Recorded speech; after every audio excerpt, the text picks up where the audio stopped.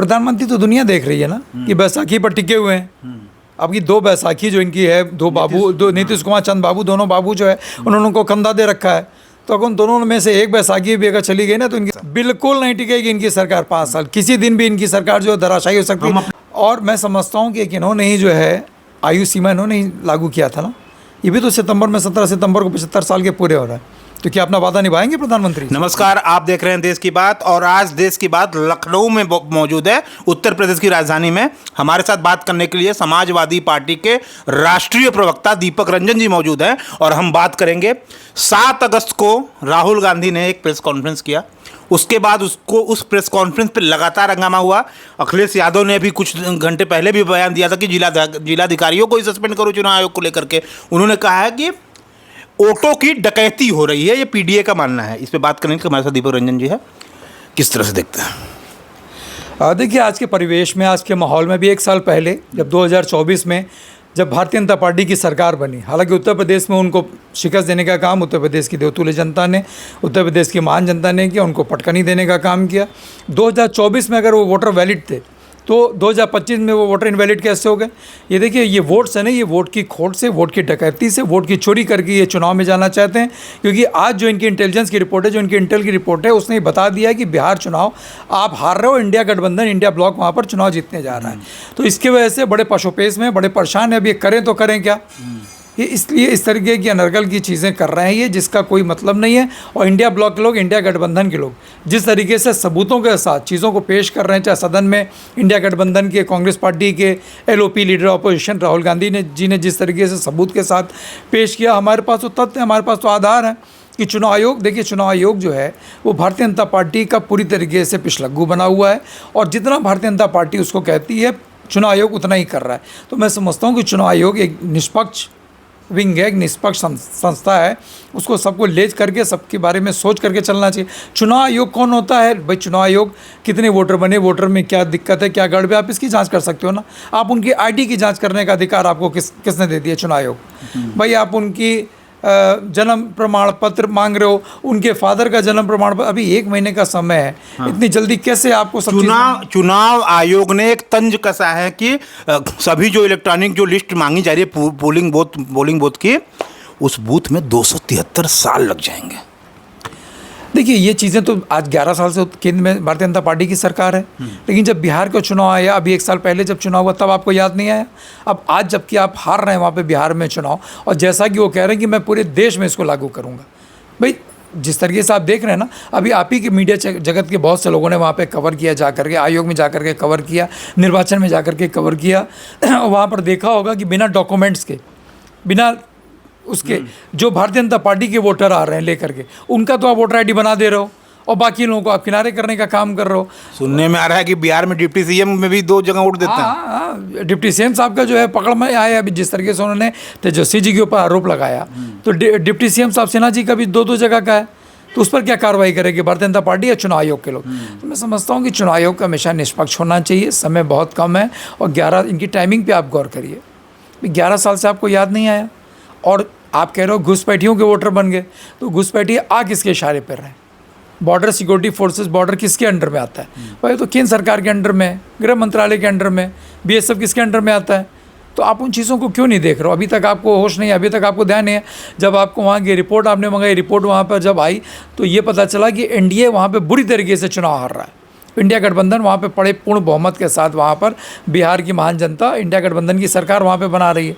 तो अब इनको होश आया, अब ये परेशान है कि करें तो क्या करें। सुप्रीम कोर्ट इन्वॉल्व हुआ, सुप्रीम कोर्ट को भी ये डेटा देने को तैयार नहीं है जो सुप्रीम कोर्ट मांग रहा है। देखिए, माननीय न्यायालय में सुप्रीम कोर्ट क्या करेगा? रूल ऑफ लॉ नाम की कोई चीज़ नहीं रह गई है। और वर्तमान की सरकार, केंद्र की सरकार हो, चाहे प्रदेश की सरकार हो, चाहे बिहार में इनकी गठबंधन की सरकार हो, उनको कानून पे भरोसा उनका उठ चुका है। उनको माननीय न्यायपालिका पे उनको भरोसा नहीं। अगर उनके पास तथ्य हैं, चीज़ें हैं, तो क्यों नहीं देने काम कर? भाई राहुल गांधी जी ने जो तथ्य, जो चीज़ें उन्होंने प्रस्तुत किया, तो उस चीज़ की काट करो ना।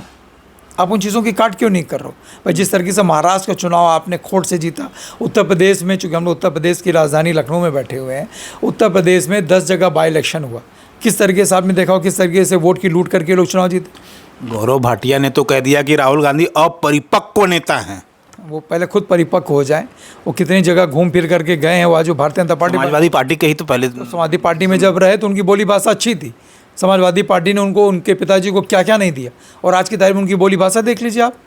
जिस तरीके से अनर्गल बयानबाजी, अनर्गल आरोप लगाने का काम करते हैं। उनकी राजनीति की नर्सरी अगर किसी ने शुरू की थी तो समाजवादी पार्टी से शुरू हुई थी। समाजवादी पार्टी ने उनको उंगली पकड़ करके राजनीति करना सिखाया, और भारतीय जनता पार्टी ने उनको क्या दे दिया, क्या मिल गया उनको भारतीय जनता पार्टी में। तो इस तरीके की अनर्गल बयानबाजी करके, इस तरीके की बयानबाजी करके लाइमलाइट में रहना चाहते हैं। आप जैसे मीडिया के लोगों के बीच में जा करके इस तरीके की बयानबाजी करके वो चाहते हैं कि हम लाइट में रहें, हम फोकस में रहें, हमको लोग जो है हमको नोटिस करें। प्रवक्ता जी एक बात बताइए, जनता में क्या मैसेज जाएगा इस तरह से वोटों की डकैती? मतलब उनके वोट कहाँ जा रहे हैं, जनता में क्या उनके वोट कहीं और जा रहे हैं, वोट किसी और को दे रहे हैं, वोट कहीं और जा रहे हैं। तो निष्पक्ष चुनाव कराना चुनाव आयोग का काम है। इस तरह से अगर होगा तो देश में क्या एक मैसेज जा रहा है? देखिए आम जनता के बारे में भी तो सोचिए। आज देखिए इलेक्शन कमीशन जो है वो पूरी तरीके से पार्टी बना हुआ है, और भारतीय जनता पार्टी के इशारे पे सत्ता के इशारे पे काम कर रहा है। सत्ता के इशारे, भारतीय जनता पार्टी की सत्ता के इशारे पे काम कर रहा है चुनाव आयोग। चुनाव आयोग को मैं बार बार कह रहा हूँ, चुनाव आयोग को निष्पक्ष होना चाहिए, और चुनाव आयोग अगर निष्पक्ष होगा तभी आप निष्पक्षता के साथ आप चुनाव करा सकते हैं। आज जिस तरीके से आपने देखा, देखिए जनता बहुत समझदार है, और जनता बहुत, ऐसा नहीं कि जनता नासमझ है, चीज़ों को समझ नहीं रही। जनता लड़ाई लड़ रही है, और अब जनता इनको बदलना चाहती है। और आप देखिएगा कि जो बिहार का भी चुनाव ऐसे 2-3 महीने में है, बिहार के चुनाव में ही जनता इनको पटकनी देने का आपने देखा था ना। जो कहते थे 400 पार की बात करते थे, संविधान बदल करके आरक्षण को ख़त्म करने की बात करते थे, ये आज क्या हुआ, आज क्या परिणाम रहा? आज राहुल गांधी ने तो ये कह दिया कि बनारस से प्रधानमंत्री हार रहे थे, वोटों की डकैती कर, वोटों की चोरी करके प्रधानमंत्री बने नरेंद्र मोदी। इतना बड़ा हमला देश के प्रधानमंत्री पे। तो ये कैसे छिपा है भाई? अजय राय जी 11:30-12 बजे तक, जो इंडिया गठबंधन के जो प्रत्याशी थे, 11:30-12 बजे तक वो आगे चल रहे थे। उसका एकदम से आपने जो है कई राउंड की गिनती आपने रोक दी। आप लोगों को भी पता नहीं चल पाएगा। अगर आपको पता चला, आप लोगों ने तो कवर किया होगा, आप लोग तो वहाँ पर रहे होंगे जहाँ पे काउंटिंग हो रही थी। आप बताइए 11:30-12 बजे के बाद इन्होंने क्या, जो काउंटिंग हो रही थी उसको दर्शाना रोका था या नहीं रोका था? तो क्यों रोका था आखिर? और प्रधानमंत्री जी जो कहते थे 10 लाख पार, 10 लाख से ज़्यादा वोट से हम जीतेंगे, वो किसी तरीके से वोट की खोट करके, वोट की लूट करके, वोट की डकैती करके वो लोग किसी तरीके से 1-1.25 लाख से चुनाव जो है जीत पाए हो। पहले ईवीएम पे हमला, अब चुनाव आयोग पे हमला, इसे किस तरह देखते हैं? अभी ईवीएम पे पहले लोग विपक्ष, भाजपा तो साफ साफ कह रहा है कि विपक्ष के बाद कुछ मुद्दा तो है नहीं। पहले ईवीएम करोना रोते थे, अब चुनाव आयोग करोना लेके चुनाव आयोग पे हमला कर रहे हैं। तो अगर इनके पास दम है तो ये बैलेट से चुनाव क्यों नहीं करा के दिखाए थे? अगर इनको अपने उस पर भरोसा है ईवीएम पे, अगर इनको लगता है कि भाई ईवीएम को अलग करके बैलेट पेपर से चुनाव कराते, जितने भी डेवलप्ड कंट्रीज़ हैं, आखिर वहाँ पे बैलेट पेपर से चुनाव क्यों होता है? वहाँ पे ऑप्शन होता है। अगर आप ईवीएम से वोट डालना चाहिए तो आप ईवीएम से वोट डालिए, बैलेट से अगर आपको वोट देना है, हम काउंटिंग के लिए हम लोग 2-4 महीने हम लोग इंतजार कर लेंगे, लेकिन कम से कम निष्पक्ष तरीके से तो चुनाव होगा। दीपक रंजन जी, एक सवाल ये भी उठता है, अगर सब कुछ सेट है, सब कुछ मैच फिक्स है, अंपायर कोई और है, तो अयोध्या से अवधेश प्रसाद कैसे जीत गए? तो सेट तो वहाँ भी हो सकता था मामला, इतना बड़ा चूक कैसे हो गई फिर, अगर सब कुछ ऐसे है तो? देखिए मैंने कहा ना कि जनता जो है वो बहुत महान है। वहाँ की जनता ने जिताने का काम किया, और जहाँ जहाँ पे इनको लगा वहाँ पे देखिए इन्होंने पूरी तरीके से ईवीएम से लेकर के और वोटों की खोट से लेकर के, वोटों की डकैती से लेकर के, जिस तरीके से वोट की डकैती सिर्फ ये नहीं कि आपने वोट में खोट किया, आपने देखा होगा बाई इलेक्शंस जो हुए थे उत्तर प्रदेश में, 10 बाई इलेक्शन, आप किस तरीके से मिल्कीपुर में किस तरीके से रिवॉल्वर ने दरोगा ने नंगी रिवॉल्वर ताना वोटर्स के ऊपर, और उनसे कहा कि वापस लौट जाओ वरना मुकदमा लिख दूंगा, गोली मार दूंगा। तो अराजकता है। हाँ, तो है ही अराजकता। इस सरकार में तानाशाही और ताताई सरकार तो चली रही है, अराजकता पूरी तरीके से व्याप्त है। और दरोगा कौन होता है इस तरीके से लोगों को वोट डालने से वंचित करने वाला? अगर निष्पक्ष तरीके से वोट पड़ा होता तो समाजवादी पार्टी उत्तर प्रदेश के बाई इलेक्शन में 10 की 10 सीटें। जनता में भ्रम की स्थिति है। दीपक रंजन जी, जनता को क्या मैसेज देना चाहेंगे? आखिरी सवाल। देखिए, मैं जनता से ये कहना चाहता हूँ कि एक जुमलेबाज और एक झूठी सरकार चल रही है। इनके जुमलेबाजी में, इनके फरेब में, इनके झूठ में मत आइए। जनता इनसे सवाल कर रही है कि आज 11 साल आपकी केंद्र की सरकार हो गई, उत्तर प्रदेश में आपकी 8.5 साल से सरकार है, बिहार में भी आपकी सरकार चल रही है। आपने उत्तर प्रदेश के देश की देवतुल्य जनता को आपने क्या दिया? स्वास्थ्य, शिक्षा, रोजगार, दवाई, पढ़ाई, महंगाई, दवाई की दिशा में आपने क्या दिया? भाई आप वादे तो बहुत करके आए थे। तब 2014 में जब आप चुनाव में आए थे, प्रधानमंत्री जी, तो उन्होंने हर नौजवान को 2 करोड़ रोजगार देने का हर साल इन्होंने वादा किया था। आज कहाँ है? उस हिसाब से तो 11 साल में 22 करोड़ लोगों को रोजगार दे देना चाहिए। तो फिर आप 80 करोड़ लोगों को जो है आप मुफ्त राशन क्यों बांट रहे हो? भाई अगर 22 करोड़ लोगों को अगर आपने रोजगार दे दिया होता और एक परिवार का अगर एक आदमी को रोजगार मिलता, कम से कम 3 से 4 आदमी का पालन पोषण होता। आप कह रहे हो कि आप 80 से 85 करोड़ लोगों को मुफ्त राशन दे रहे हो, आप लोगों को मुफ्तखोर बनाने का काम करो। अरे आप लोगों को स्वावलंबी बनाओ, स्वाभिमानी बनाओ, उनको रोजगार देने का काम करो। अगर आप उनको रोजगार एक तरफ आत्मनिर्भर भारत का एजेंडा चलाते तो है प्रधानमंत्री, चलाते ही है ना, कहीं धरातल पे दिखता हो तो आप बताइए। कई चीज़ें कहीं कुछ धरातल पे दिखते हो तो आप बताइए ना। धरातल पे देखिए इनका कुछ नहीं है, इनके सिर्फ बातों में ही है, सिर्फ बातों से ही चुनाव जीते हैं। लेकिन आप जो कह रहे हैं ना, जनता बहुत समझदार हो, जनता इनको समझ चुकी है, जनता इनको परख चुकी है। और झूठ की आखिरी सवाल, क्या करेगा विपक्ष? अगला क्या है आप विपक्ष लोग का? देखिए सड़क से लेकर के सदन तक जनता की आवाज़ उठाएगा। और अगर ये लोग वोट की लूट करेंगे, वोट की डकैती करेंगे, तो निश्चित रूप से सड़क से लेकर के सदन तक हम लोग आंदोलन करने का काम करेंगे। और जनता भी हमारा साथ देगी। जनता जिस तरीके से उभी हुई है, जनता भी हमारे साथ। आप मंच से अप्रत्यक्ष रूप से ये भी कहना चाह रहे हैं, मुझे लगता है कि प्रधानमंत्री 5 साल नहीं रहेंगे प्रधानमंत्री। हाँ, प्रधानमंत्री तो दुनिया देख रही है ना, ये बैसाखी पर टिके हुए हैं। अब ये 2 बैसाखी जो इनकी है, 2 बाबू, 2 नीतीश कुमार, चंद बाबू, दोनों बाबू जो है उन्होंने उनको कंधा दे रखा है। तो अगर उन दोनों में से एक बैसाखी भी अगर चली गई ना, तो इनकी सरकार तो वैसी भी जो है स्टेबल का 5 साल सरकार नहीं टिकेगी, बड़ा खुलासा। बिल्कुल नहीं टिकेगी इनकी सरकार 5 साल। किसी दिन भी इनकी सरकार जो है धराशायी हो सकती है। हम अपनी आंखों से देखेंगे वो जो किस्सा था राजनारायण वाला, इंदिरा गांधी को। जी, बिल्कुल बिल्कुल देखेंगे। और मैं समझता हूँ कि इन्होंने ही जो है आयु सीमा इन्होंने ही लागू किया था ना।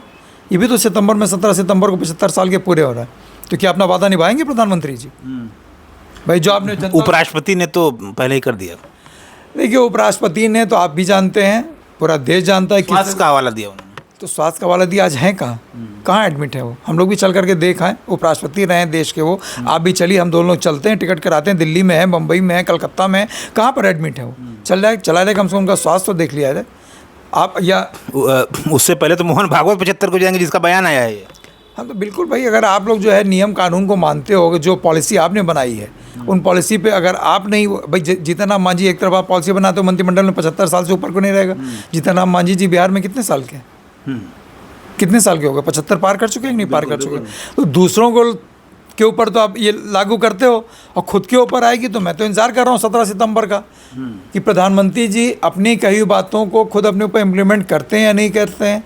जो चीज़ें उन्होंने जनता से कहा सबके बीच में, देश नरेंद्र मोदी को इस्तीफा देता हुआ देखेगा? देना चाहिए, बिल्कुल नैतिक आधार, नैतिकता के आधार पर। क्या जिन्होंने कहा है अपनी बातों को, कही बातों को कम से कम उनको, ठीक है आप नौकरी नहीं दे पाए, आप रोजगार नहीं दे पाए, आप महंगाई नहीं कम कर पाए, आप बहुत से किए हुए वादे नहीं पूरे कर पाए, लेकिन एक वादा जो आपको खुद करना है, आपको किसी को कहना नहीं है ना, आपको कलम चलाना है, बस आपको कलम सिर्फ इस्तीफे का चलाना है। भाजपा चुनाव आयोग को क्यों बचाव कर रही है? क्योंकि चुनाव आयोग उनके इशारे पर काम कर रहा है। दोनों एक ही सिक्के के 2 पहलू हैं। जितना भारतीय जनता पार्टी कहती है चुनाव आयोग उतना ही करता है। सब सेट है, अंपायर कोई और है तरीके से अंपायर फिक्स हो गया, मैच ही फिक्स है। मैच ही फिक्स है, अंपायर क्या? जब मैच ही फिक्स जनता तो त्रस्त है, तो जनता तो बार बार पूछ रहा हूँ, जनता तो त्रस्त ही है। और लोकतंत्र में जनता से बड़ी ना कोई आवाज़ है और ना जनता से बड़ा कोई है। तो ये थे हमारे साथ दीपक रंजन जी, जो कि राष्ट्रीय प्रवक्ता है। इनका स्पष्ट रूप से कहना है कि वोटों की चोरी नहीं डकैती हो रही है, इनका ये मानना है। और प्रधानमंत्री को नैतिक रूप से इस्तीफा दे देना चाहिए जनता में, ताकि एक मैसेज जाए। और तमाम मुद्दों पे हमने इनसे बात की। देश की बात चैनल में आने के लिए बहुत बहुत धन्यवाद। धन्यवाद।